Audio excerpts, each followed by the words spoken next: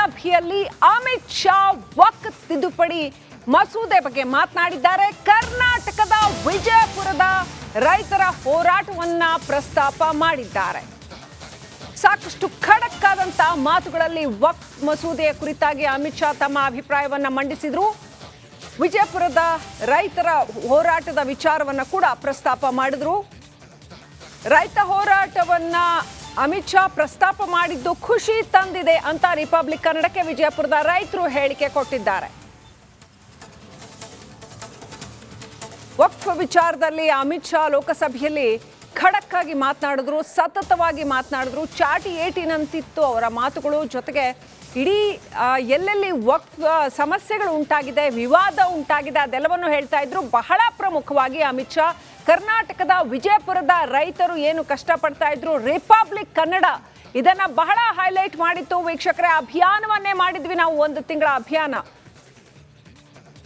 एक प्रकार का चैरिटेबल एंडोनमेंट है और जहां एक व्यक्ति संपत्ति, भूमि या मूल्यवान संपत्ति धार्मिक या सामाजिक भलाई के लिए दान करता है, बिना उसको वापस लेने के उद्देश्य ವಿಜಯಪುರದಲ್ಲಿ 6-7 ತಾರೀಕಿಗೆ ನಡೆದಂಥ ಒಂದು ವಕ್ಫ್ ಹೋರಾಟಕ್ಕೆ ಹೋರಾಟ ನಡೆದಿತ್ತು. ಆ ಹೋರಾಟವನ್ನು ವಿಜಯಪುರ ಜಿಲ್ಲೆ ಈ ಹೋರಾಟವನ್ನು ರಿಪಬ್ಲಿಕ್ದವರು ಅದನ್ನು ರಾಷ್ಟ್ರ ಮಟ್ಟಕ್ಕೆ ಒಯ್ದು ಅದನ್ನು ಇವತ್ತಿನ ದಿವಸದಲ್ಲಿ ಅಮಿತ್ ಶಾ ಅವರು ಕೂಡ ಅದು ಪ್ರಸ್ತಾಪನೆ ಮಾಡುವಂಥ ಒಂದು ಕೇಂದ್ರದಲ್ಲಿ ಕೆಲಸ ನಡೆದಿದೆ. ನಮ್ಮೆಲ್ಲ ಸಂಸದರು ಕೂಡ ಅದನ್ನು ಪ್ರಸ್ತಾಪನೆ ಮಾಡಿದ್ದಾರೆ.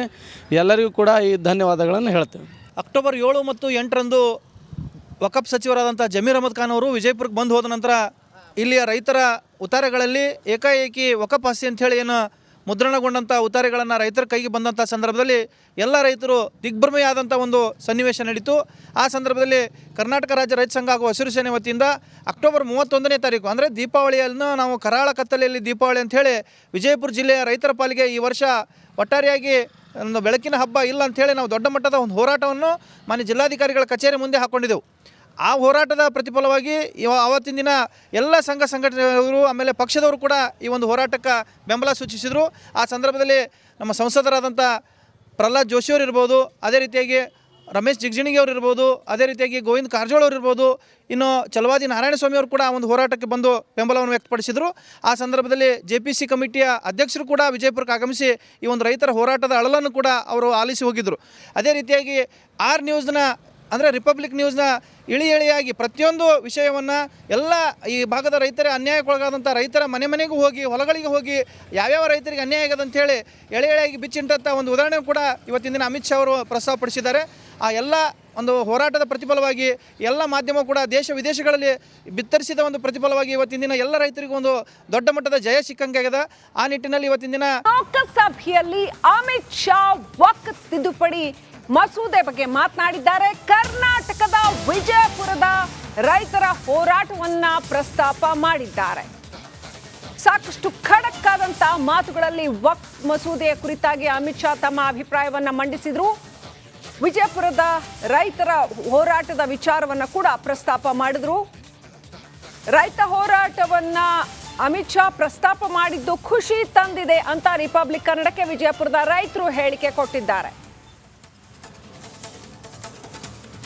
ವಕ್ಫ್ ವಿಚಾರದಲ್ಲಿ ಅಮಿತ್ ಶಾ ಲೋಕಸಭೆಯಲ್ಲಿ ಖಡಕ್ ಆಗಿ ಮಾತನಾಡಿದ್ರು, ಸತತವಾಗಿ ಮಾತನಾಡಿದ್ರು. ಚಾಟಿ ಏಟಿನಂತಿತ್ತು ಅವರ ಮಾತುಗಳು. ಜೊತೆಗೆ ಇಡೀ ಎಲ್ಲೆಲ್ಲಿ ವಕ್ಫ್ ಸಮಸ್ಯೆಗಳು ಉಂಟಾಗಿದೆ, ವಿವಾದ ಉಂಟಾಗಿದೆ, ಅದೆಲ್ಲವನ್ನು ಹೇಳ್ತಾ ಇದ್ರು. ಬಹಳ ಪ್ರಮುಖವಾಗಿ ಅಮಿತ್ ಶಾ ಕರ್ನಾಟಕದ ವಿಜಯಪುರದ ರೈತರು ಏನು ಕಷ್ಟಪಡ್ತಾ ಇದ್ರು, ರಿಪಬ್ಲಿಕ್ ಕನ್ನಡ ಇದನ್ನ ಬಹಳ ಹೈಲೈಟ್ ಮಾಡಿತ್ತು. ವೀಕ್ಷಕರೇ, ಅಭಿಯಾನವನ್ನೇ ಮಾಡಿದ್ವಿ ನಾವು, 1 ತಿಂಗಳ ಅಭಿಯಾನ. एक प्रकार का चैरिटेबल एंडोनमेंट है और जहां एक व्यक्ति संपत्ति, भूमि या मूल्यवान संपत्ति धार्मिक या सामाजिक भलाई के लिए दान करता है, बिना उसको वापस लेने के उद्देश्य ವಿಜಯಪುರದಲ್ಲಿ 6-7 ತಾರೀಕಿಗೆ ನಡೆದಂಥ ಒಂದು ವಕ್ಫ್ ಹೋರಾಟಕ್ಕೆ ಹೋರಾಟ ನಡೆದಿತ್ತು. ಆ ಹೋರಾಟವನ್ನು ವಿಜಯಪುರ ಜಿಲ್ಲೆ ಈ ಹೋರಾಟವನ್ನು ರಿಪಬ್ಲಿಕ್ದವರು ಅದನ್ನು ರಾಷ್ಟ್ರ ಮಟ್ಟಕ್ಕೆ ಒಯ್ದು ಅದನ್ನು ಇವತ್ತಿನ ದಿವಸದಲ್ಲಿ ಅಮಿತ್ ಶಾ ಅವರು ಕೂಡ ಅದು ಪ್ರಸ್ತಾಪನೆ ಮಾಡುವಂಥ ಒಂದು ಕೇಂದ್ರದಲ್ಲಿ ಕೆಲಸ ನಡೆದಿದೆ. ನಮ್ಮೆಲ್ಲ ಸಂಸದರು ಕೂಡ ಅದನ್ನು ಪ್ರಸ್ತಾಪನೆ ಮಾಡಿದ್ದಾರೆ. ಎಲ್ಲರಿಗೂ ಕೂಡ ಈ ಧನ್ಯವಾದಗಳನ್ನು ಹೇಳ್ತೇವೆ. ಅಕ್ಟೋಬರ್ 7 ಮತ್ತು 8ರಂದು ವಕಫ್ ಸಚಿವರಾದಂಥ ಜಮೀರ್ ಅಹಮದ್ ಖಾನ್ ಅವರು ವಿಜಯಪುರಕ್ಕೆ ಬಂದು ಹೋದ ನಂತರ ಇಲ್ಲಿಯ ರೈತರ ಉತ್ತಾರೆಗಳಲ್ಲಿ ಏಕಾಏಕಿ ವಕಫ್ ಆಸ್ತಿ ಅಂಥೇಳಿ ಏನು ಮುದ್ರಣಗೊಂಡಂಥ ಉತ್ತಾರೆಗಳನ್ನು ರೈತರ ಕೈಗೆ ಬಂದಂಥ ಸಂದರ್ಭದಲ್ಲಿ ಎಲ್ಲ ರೈತರು ದಿಗ್ಭ್ರಮೆಯಾದಂಥ ಒಂದು ಸನ್ನಿವೇಶ ನಡೀತು. ಆ ಸಂದರ್ಭದಲ್ಲಿ ಕರ್ನಾಟಕ ರಾಜ್ಯ ರೈತ ಸಂಘ ಹಾಗೂ ಹಸಿರು ಸೇನೆ ವತಿಯಿಂದ ಅಕ್ಟೋಬರ್ 31ನೇ ತಾರೀಕು ಅಂದರೆ ದೀಪಾವಳಿಯನ್ನು ನಾವು ಕರಾಳ ಕತ್ತಲೆಯಲ್ಲಿ ದೀಪಾವಳಿ ಅಂಥೇಳಿ ವಿಜಯಪುರ ಜಿಲ್ಲೆಯ ರೈತರ ಪಾಲಿಗೆ ಈ ವರ್ಷ ಒಟ್ಟಾರೆಯಾಗಿ ಒಂದು ಬೆಳಕಿನ ಹಬ್ಬ ಇಲ್ಲ ಅಂಥೇಳಿ ನಾವು ದೊಡ್ಡ ಮಟ್ಟದ ಒಂದು ಹೋರಾಟವನ್ನು ಮಾನ್ಯ ಜಿಲ್ಲಾಧಿಕಾರಿಗಳ ಕಚೇರಿ ಮುಂದೆ ಹಾಕ್ಕೊಂಡಿದ್ದೆವು.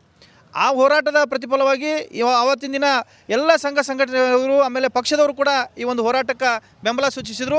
ಆ ಸಂದರ್ಭದಲ್ಲಿ ನಮ್ಮ ಸಂಸದರಾದಂಥ ಪ್ರಹ್ಲಾದ್ ಜೋಶಿಯವರು ಇರ್ಬೋದು, ಅದೇ ರೀತಿಯಾಗಿ ರಮೇಶ್ ಜಿಗಜಿಣಗಿ ಅವರು ಇರ್ಬೋದು, ಅದೇ ರೀತಿಯಾಗಿ ಗೋವಿಂದ ಕಾರಜೋಳ ಅವರು ಇರ್ಬೋದು, ಇನ್ನು ಚಲವಾದಿ ನಾರಾಯಣಸ್ವಾಮಿ ಅವರು ಕೂಡ ಒಂದು ಹೋರಾಟಕ್ಕೆ ಬಂದು ಬೆಂಬಲವನ್ನು ವ್ಯಕ್ತಪಡಿಸಿದರು.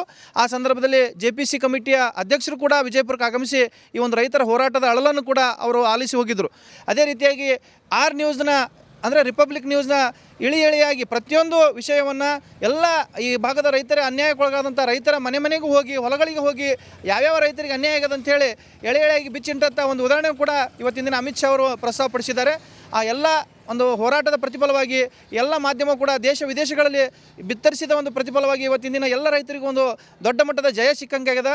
ಆ ನಿಟ್ಟಿನಲ್ಲಿ ಇವತ್ತಿನ ದಿನ ಲೋಕಸಭೆಯಲ್ಲಿ ಅಮಿತ್ ಶಾ ವಕ್ಫ್ ತಿದ್ದುಪಡಿ ಮಸೂದೆ ಬಗ್ಗೆ ಮಾತನಾಡಿದ್ದಾರೆ. ಕರ್ನಾಟಕದ ವಿಜಯಪುರದ ರೈತರ ಹೋರಾಟವನ್ನ ಪ್ರಸ್ತಾಪ ಮಾಡಿದ್ದಾರೆ.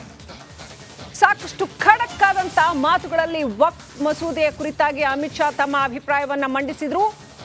ವಿಜಯಪುರದ ರೈತರ ಹೋರಾಟದ ವಿಚಾರವನ್ನ ಕೂಡ ಪ್ರಸ್ತಾಪ ಮಾಡಿದ್ರು. ರೈತ ಹೋರಾಟವನ್ನ ಅಮಿತ್ ಶಾ ಪ್ರಸ್ತಾಪ ಮಾಡಿದ್ದು ಖುಷಿ ತಂದಿದೆ ಅಂತ ರಿಪಬ್ಲಿಕ್ ಕನ್ನಡಕ್ಕೆ ವಿಜಯಪುರದ ರೈತರು ಹೇಳಿಕೆ ಕೊಟ್ಟಿದ್ದಾರೆ. ವಕ್ಫ್ ವಿಚಾರದಲ್ಲಿ ಅಮಿತ್ ಶಾ ಲೋಕಸಭೆಯಲ್ಲಿ ಖಡಕ್ ಆಗಿ ಮಾತನಾಡಿದ್ರು, ಸತತವಾಗಿ ಮಾತನಾಡಿದ್ರು. ಚಾಟಿ ಏಟಿನಂತಿತ್ತು ಅವರ ಮಾತುಗಳು. ಜೊತೆಗೆ ಇಡೀ ಎಲ್ಲೆಲ್ಲಿ ವಕ್ಫ್ ಸಮಸ್ಯೆಗಳು ಉಂಟಾಗಿದೆ, ವಿವಾದ ಉಂಟಾಗಿದೆ, ಅದೆಲ್ಲವನ್ನು ಹೇಳ್ತಾ ಇದ್ರು. ಬಹಳ ಪ್ರಮುಖವಾಗಿ ಅಮಿತ್ ಶಾ ಕರ್ನಾಟಕದ ವಿಜಯಪುರದ ರೈತರು ಏನು ಕಷ್ಟಪಡ್ತಾ ಇದ್ರು, ರಿಪಬ್ಲಿಕ್ ಕನ್ನಡ ಇದನ್ನ ಬಹಳ ಹೈಲೈಟ್ ಮಾಡಿತ್ತು. ವೀಕ್ಷಕರೇ, ಅಭಿಯಾನವನ್ನೇ ಮಾಡಿದ್ವಿ ನಾವು, 1 ತಿಂಗಳ ಅಭಿಯಾನ. एक प्रकार का चैरिटेबल एंडोनमेंट है और जहां एक व्यक्ति संपत्ति, भूमि या मूल्यवान संपत्ति धार्मिक या सामाजिक भलाई के लिए दान करता है बिना उसको वापस लेने के उद्देश्य ವಿಜಯಪುರದಲ್ಲಿ 6-7 ತಾರೀಕಿಗೆ ನಡೆದಂಥ ಒಂದು ವಕ್ಫ್ ಹೋರಾಟಕ್ಕೆ ಹೋರಾಟ ನಡೆದಿತ್ತು. ಆ ಹೋರಾಟವನ್ನು ವಿಜಯಪುರ ಜಿಲ್ಲೆ ಈ ಹೋರಾಟವನ್ನು ರಿಪಬ್ಲಿಕ್ದವರು ಅದನ್ನು ರಾಷ್ಟ್ರ ಮಟ್ಟಕ್ಕೆ ಒಯ್ದು ಅದನ್ನು ಇವತ್ತಿನ ದಿವಸದಲ್ಲಿ ಅಮಿತ್ ಶಾ ಅವರು ಕೂಡ ಅದು ಪ್ರಸ್ತಾಪನೆ ಮಾಡುವಂಥ ಒಂದು ಕೇಂದ್ರದಲ್ಲಿ ಕೆಲಸ ನಡೆದಿದೆ. ನಮ್ಮೆಲ್ಲ ಸಂಸದರು ಕೂಡ ಅದನ್ನು ಪ್ರಸ್ತಾಪನೆ ಮಾಡಿದ್ದಾರೆ. ಎಲ್ಲರಿಗೂ ಕೂಡ ಈ ಧನ್ಯವಾದಗಳನ್ನು ಹೇಳ್ತೇವೆ. ಅಕ್ಟೋಬರ್ 7 ಮತ್ತು 8ರಂದು ವಕಫ್ ಸಚಿವರಾದಂಥ ಜಮೀರ್ ಅಹಮದ್ ಖಾನ್ ಅವರು ವಿಜಯಪುರಕ್ಕೆ ಬಂದು ಹೋದ ನಂತರ ಇಲ್ಲಿಯ ರೈತರ ಉತ್ತಾರೆಗಳಲ್ಲಿ ಏಕಾಏಕಿ ವಕಫ್ ಆಸ್ತಿ ಅಂಥೇಳಿ ಏನು ಮುದ್ರಣಗೊಂಡಂಥ ಉತ್ತಾರೆಗಳನ್ನು ರೈತರ ಕೈಗೆ ಬಂದಂಥ ಸಂದರ್ಭದಲ್ಲಿ ಎಲ್ಲ ರೈತರು